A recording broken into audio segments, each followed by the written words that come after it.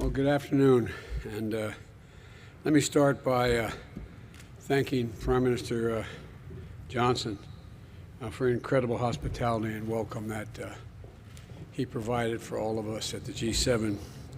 I'd like to thank Yael Lempert, who is our charge at the embassy, filling in for the ambassador and ambassador. We'll have one soon, but she did a great job supporting the entire team, and Yael is vital to keeping this UK-US partnership going and moving smoothly as it is now. We've just wrapped up what has been an extraordinary collaborative and productive meeting of the G7. Everyone at the table understood and understands both the seriousness and the challenges that we are up against and the responsibility of our proud democracies to step up and deliver for the rest of the world. That's what the G7 is all about, and rallying the world's democracies to meet the challenges that the world faces and deliver for our people and for people, quite frankly, everywhere.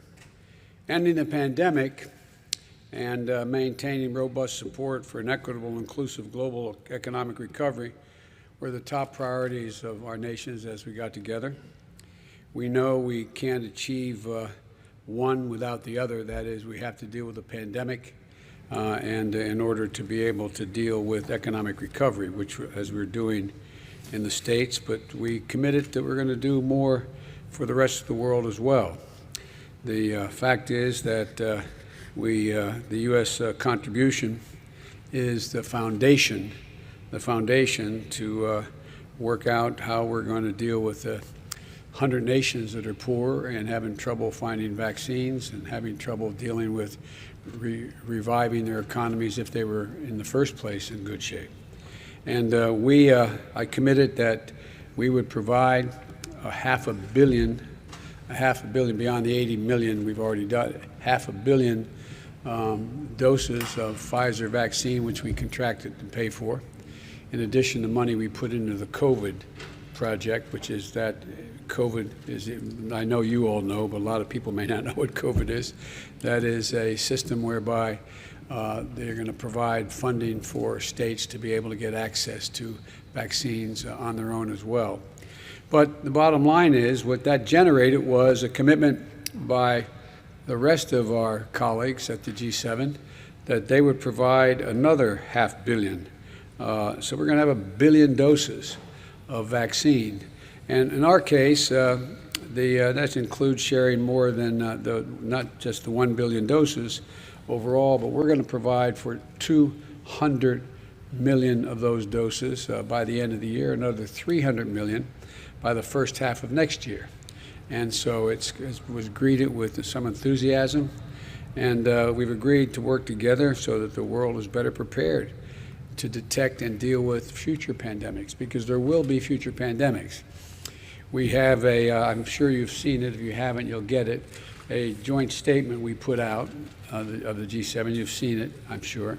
We are committed to follow on to do some significant work, including not only how we deal with the distribution and help in getting shots in arms for the rest of the world, but how we're going to deal with putting together a mechanism to anticipate and deal with and be aware of the next pandemic when it comes along, and there will be others. And we also agreed to take important steps. We're going to support global economic recovery by laying the foundation for an equitable global economy. Critically, the G7 leaders endorsed a global minimum tax of 15%. So many corporations have been engaged in what are essentially tax havens, deciding that they would pay considerably less in other environs around the world. But this is going to make sure there's a minimum tax, and I'm going to move on this at home as well. Minimum tax for corporations to pay for the profits they make anywhere in the world. And this agreement is going to help arrest the race to the bottom that's been going on among nations attracting corporate investment at the expense of priorities like protecting our workers and investing in infrastructure. We also made a momentous commitment at the G7 to help meet more than $40 trillion need that exists for infrastructure in the developing world. I put forward an idea that was called, we named the Build Back Better World Partnership, which is, we're calling it the B3W. The point is that what's happening is that China has its Belt and Road Initiative, and we think that there's a much more equitable way to provide for the needs of countries around the world. And so it's a values-driven, high-standard, transparent financing mechanism we're going to provide and support projects in 4 key areas: climate, health, digital technology, and gender equity. And we believe that will not only be good for the countries, but be good for the entire world and represent values that our democracies represent, and not autocratic lack of values. By harassing the full potential of those who are harassing, we're going to have to change things. That's the whole idea. But here's the deal.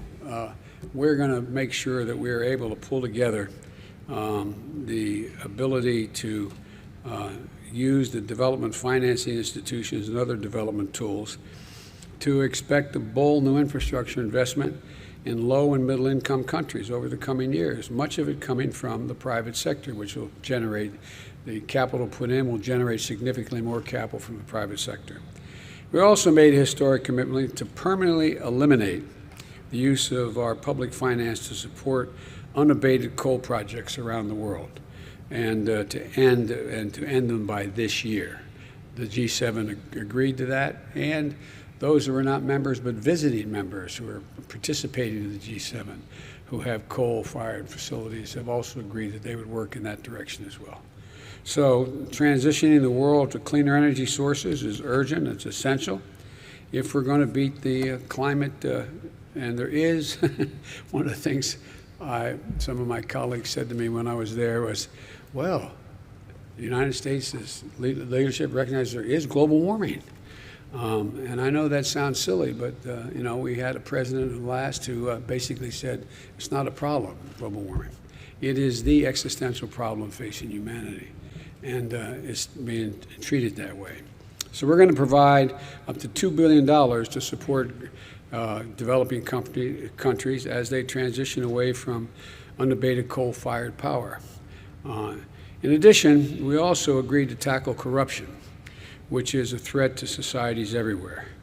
I pointed out in the conversation I had with one of the leaders of, well, actually with China, it was a request for me not to try to, when I was asked what I was going to be doing after being elected, I said we're going to reestablish the strength of American relationships so we can be counted on again, alliances, and suggested that, well, maybe you shouldn't get the Quad, meaning India, Japan, Australia, and the United States working together.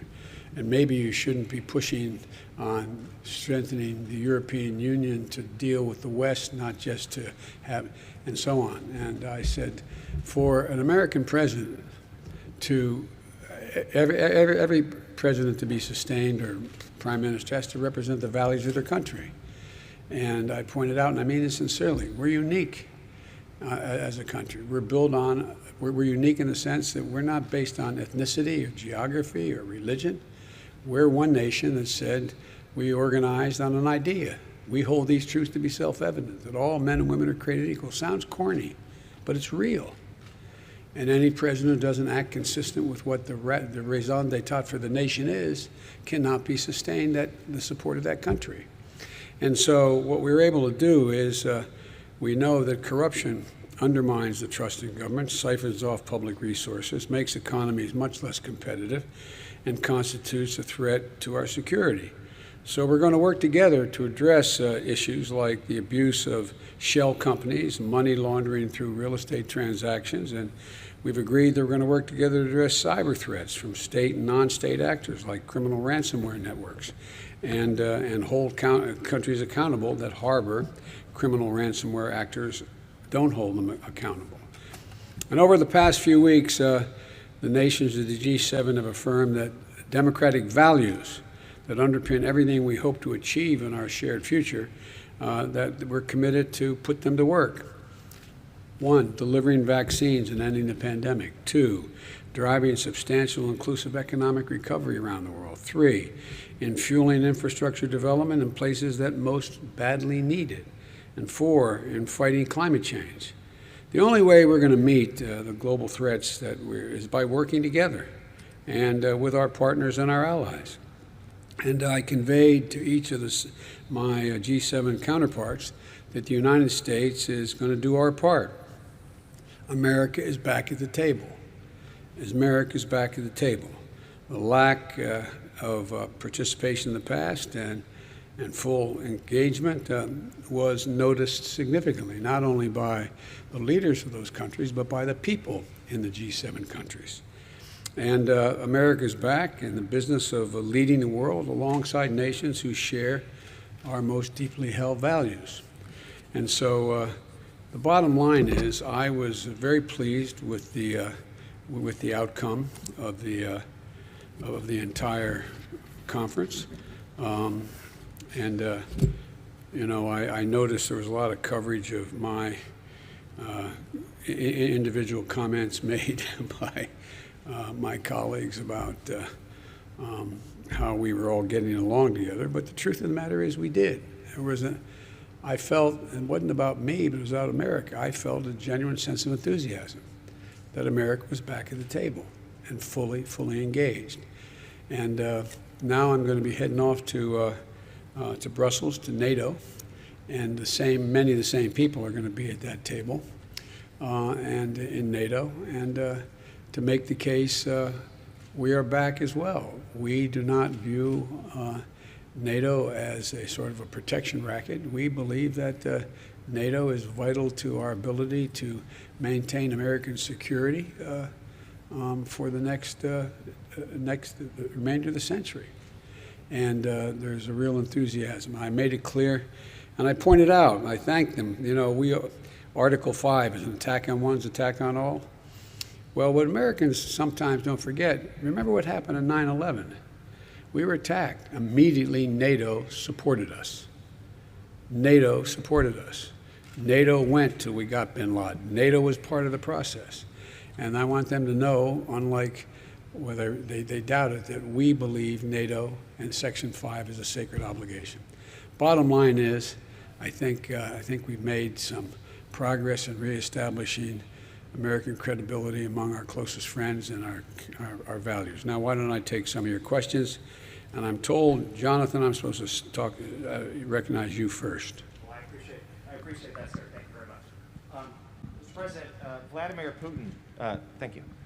Vladimir Putin, who you'll be seeing in a few days in Geneva, said just a couple of days ago that he believed that U.S.-Russia relations were at a low point. In what concrete ways could your summit change that? And then secondly, on the same topic, you have said previously and in the run-up to the summit that you would be unafraid to call out Russia's disruptive actions like cyber hacks, Ukraine, election interference. But you're not having a joint press conference with Putin. Why not take the chance to stand side by side with him and say those things to him with the world watching? Well, let me make it clear. I think he's right. It's a low point.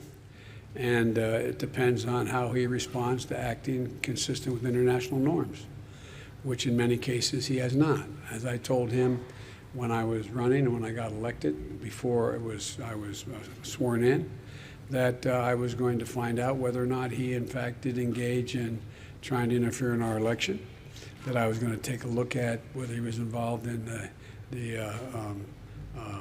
cybersecurity breach that occurred, et cetera. And if I did, I was going to respond. I did. I checked it out, so I had access to all the intelligence. He was engaged in those activities. I did respond and made it clear that I'd respond again. With regard to, I always found, and I don't mean to suggest that the press should not know, but this is not a contest about who can do better in front of a press conference or try to embarrass each other. It's about making myself very clear what the conditions are to get a better relationship with Russia. We're not looking for conflict. We are looking to resolve those actions which we think are inconsistent with international norms, number one. Number two, where we can work together, we may be able to do that in terms of some strategic doctrine that may be able to be worked together. We're ready to do it. And there may be other areas. There's even talk there may be the ability to work together on climate. So the bottom line is that I think the best way to deal with this is for he and I to meet, he and I to have our discussion. I know you don't doubt that I'll be very straightforward with him about our concerns. And I will make clear my view of how that meeting turned out, and he'll make clear how from his perspective, how it turned out. But I don't want to get into being diverted by did they shake hands, how far did they talk, who talked the most, and the rest. Now, he can say what he said the meeting was about, and I will say what I think the meeting was about. That's how I'm going to handle it. Okay. I'm sorry I'm going to get in trouble with staff if I don't do this the right way. Jennifer Jacobs, Bloomberg. On China, China seems to be doing exactly what it wants to do with regard to Hong Kong, with regard to Xinjiang, with the South China Sea, and many other issues, despite pressure from you and from allies. The final language in the G7 communique does have some mentions of China, which is different from past years, but I know it's not as tough as you and your team wanted it to be. We saw a draft of the communique, and it's not quite as tough. So why isn't it as tough? There isn't very much action in it. There's some calls for China to be respectful, but why isn't that communique a little bit tougher? Are you disappointed in that? And what can you do to change some of these actions by China? Well, first of all, I think it, as you know, last time the G7 met, there was no mention of China. But this time there is mention of China. The G7 explicitly agreed to call out human rights abuses in Xinjiang and in Hong Kong, explicitly. Two, to coordinate a common strategy to deal with China non-market policies that undermine competition. They've agreed, and that's underway now, how to do that. Three, to take serious actions against forced labor in solar, agriculture, and the garment industries, because that's where it's happening. And they've agreed we will do that. To launch what I said earlier, I really feel very strongly. I propose that we have a democratic alternative to the Belt and Road Initiative, to Build Back Better. And they've agreed to that, and that's underway as the details of that. We agreed that we put together a committee to do that and come up with that. And thirdly, that we are going to insist on high standards for a climate-friendly, transparent alternative to the Belt and Road Initiative. And but in the meantime, we're going to move forward. Look, I think it's always. Let me put it this way. I know this is going to sound somewhat prosaic, but I think we're in a contest, not with China per se, but a contest with autocrats, autocratic governments around the world, as to whether or not democracies can compete with them in the rapidly changing 21st century. And I think how we act and whether we pull together as democracies is going to determine whether our grandkids look back 15 years from now and say, did they step up? Are democracies as relevant and as powerful as they have been? And I walked away from the meeting with all of my colleagues believing that they are convinced that that is correct now too. I shouldn't say now, not just because of me, but they believe that to be the case. And so I think you're going to see just straightforward dealing with China. And again, we're not looking, as I've told Xi Jinping myself, I'm not looking for conflict. Where we can cooperate, we'll cooperate. Where we disagree, I'm going to state it frankly, and we are going to respond to actions that are inconsistent. For example, we talked about trade. It's one thing to talk about whether or not our agriculture policy makes sense, and another thing to say, by the way, you're demanding that if I do business in your country, I've got to give you all my trade secrets and have the Chinese partner have 51% of that? No, not us. So are you saying, Mr. President, are you satisfied with what came out in the Yes. communique, or did you wish it were tougher? Do you wish there was more Yes. action on China? I think there's plenty of action on China, and there's always something that you can I'm sure my colleagues think there's things they think they could improve that they wanted, but I'm satisfied. Steve Holland, Reuters. Follow up on Jim's question. The communique cited a variety of fronts on China, everything from human rights, the origin of the COVID virus, Taiwan. What do you think China needs to do to ease tensions? I think China has to start to act more responsibly in terms of international norms on human rights and transparency. Transparency matters across the board. And I think the idea that, for example, one of the things I raised and others raised, I wasn't the only one who raised this at the G7, is that we don't know, we haven't had access to the laboratories to determine whether or not, and I have not reached a conclusion because our intelligence community is not certain yet, whether or not this was a consequence of from the marketplace of a bat and interfacing with animals in the environment that caused this COVID-19, or whether it was an experiment gone awry in a laboratory.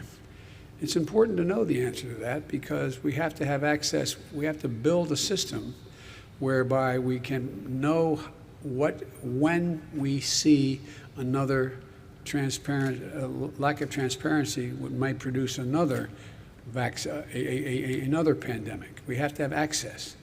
The world has to have access. So we're trying to figure out at the G7 whether we could put together an international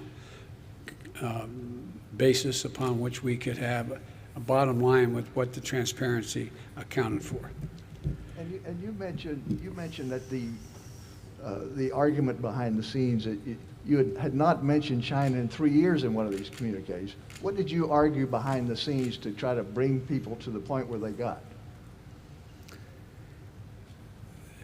To answer that question, there's no way to answer without sounding self-serving. Let me just say this. I just laid out what I thought was the need for us to be consistent, to protect our economies, and to see to it that other struggling economies who needed help got the help and were not held captive by other nations. But you might ask that to others. I'm not trying to be a wise guy, but And Wall Street Journal, Andrew?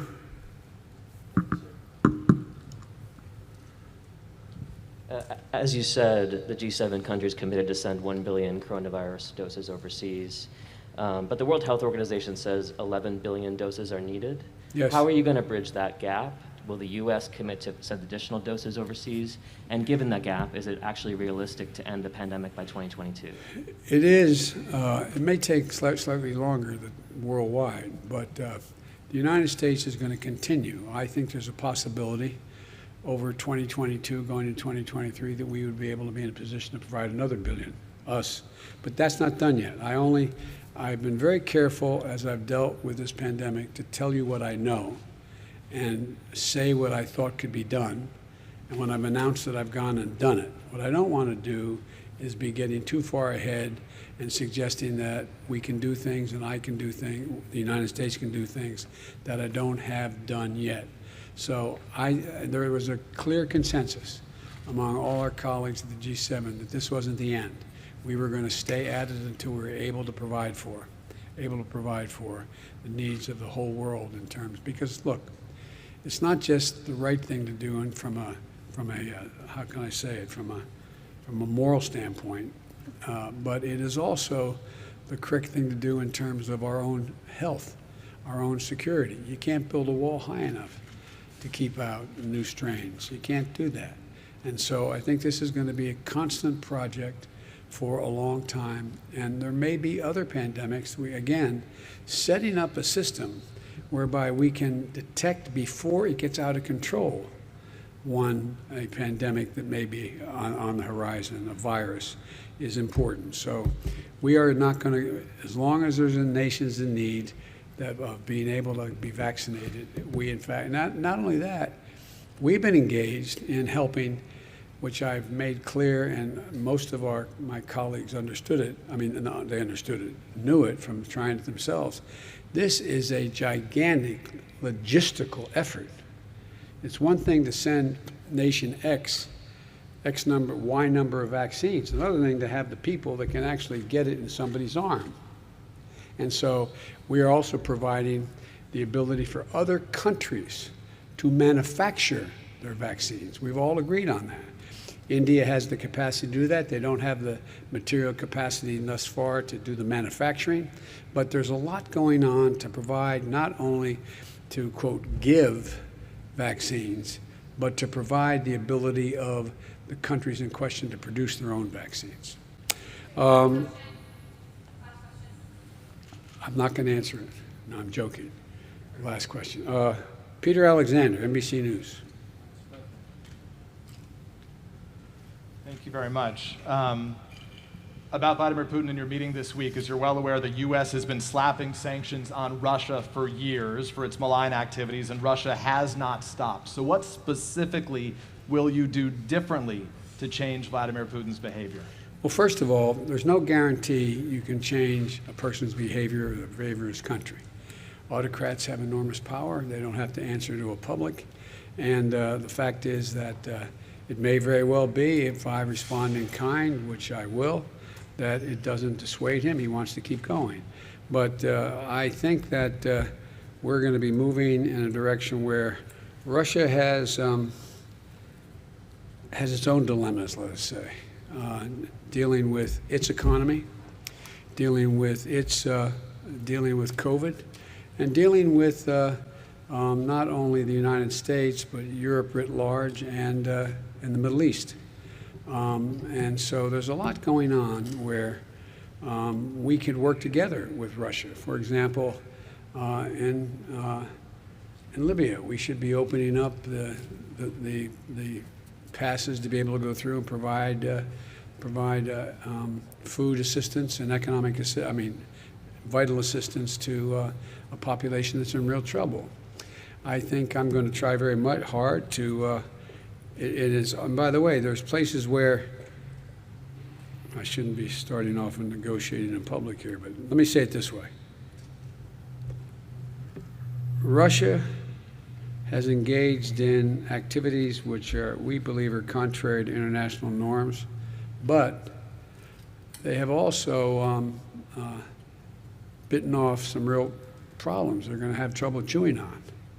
And for example, the rebuilding of Syria, of Libya, they're there. And as long as they're there without the ability to bring about some order in the region, and you can't do that very well without providing for the basic economic needs of people. So I'm hopeful that we can find an accommodation where we can save the lives of people for example, in Libya, consistent with the interest of maybe for different reasons, but reach for the same reason, the same result. I want to ask you about a comment that Vladimir Putin said today, but why do you think he hasn't changed his behavior in spite of everything the U.S. has done to this point? He's Vladimir Putin. I'm not going to get into much more than that because I've got to sit down with him, and I'll be happy to talk after that. But what he said to them, just to conclude, today he said that Russia would be ready to hand over cyber criminals to the United States if the U.S. would do the same to Russia, and an agreement came out of this meeting coming up. So are you open to that kind of a trade with Vladimir Putin? Yes, I'm open to, if there's crimes committed against Russia, that in fact and the people committing those crimes being harbored in the United States, I'm committed to holding them accountable. And I heard that. I was told as I was flying here that he said that. I think that's potentially a good sign and progress. Thank you all very, very much. Thank you.